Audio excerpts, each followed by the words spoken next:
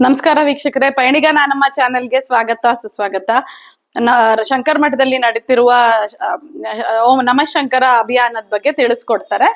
ನಮ್ಮ ಚಾನೆಲ್ನ ಸಬ್ಸ್ಕ್ರೈಬ್ ಮಾಡಿ, ಲೈಕ್ ಮಾಡಿ, ಬೆಲ್ ಐಕಾನ್ ಕ್ಲಿಕ್ ಮಾಡಿ, ಶೇರ್ ಮಾಡಿ. ಮುಂದಿನ ಸಂಚಿಕೆಯಲ್ಲಿ ಶಂಕರ ಜಯಂತಿ ಆಚರಣೆ ಬಗ್ಗೆ ತಿಳಿಸ್ತೀವಿ.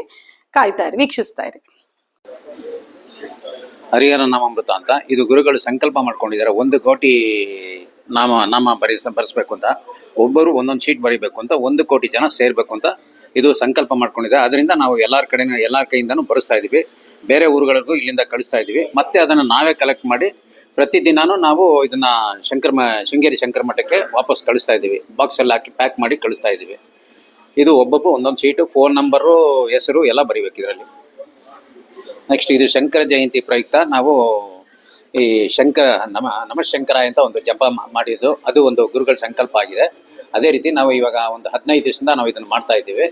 ನಮ್ಮ ಹತ್ರ ಅದು ಮಾಡಿದ್ದವರಿಗೆ ನಾವು ವಾಟ್ಸಪ್ ನಂಬರ್ ಕೊಟ್ಟಿದ್ದೀವಿ.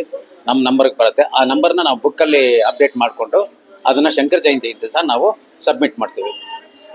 ಇಷ್ಟು ನಮ್ಮ ಕಾರ್ಯಕ್ರಮ. ಆಮೇಲೆ ಪ್ರತಿ ಶುಕ್ರವಾರನೂ ಇಲ್ಲಿ ಸಂಜೆ 6:15 ಗಂಟೆಗೆ ಪ್ರಕಾರೋತ್ಸವ ನಡೆಯುತ್ತೆ. ನಮ್ಮ ರುದ್ರ ಬಳಗದವರು ಮತ್ತು ಇನ್ನೂ ಬೇಕಾದ ಜನ ಬಂದು ಆ ಪ್ರಕಾರೋತ್ಸವದಲ್ಲಿ ಭಾಗವಹಿಸ್ತಾರೆ. ಮತ್ತು ಪ್ರತಿದಿನಾನು ಗುರುವಾರ ಇದು ಪಾರಾಯಣಗಳಿರುತ್ತೆ.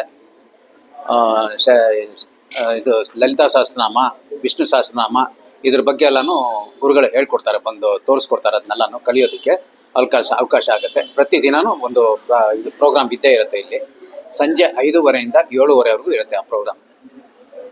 ನಮಸ್ಕಾರ.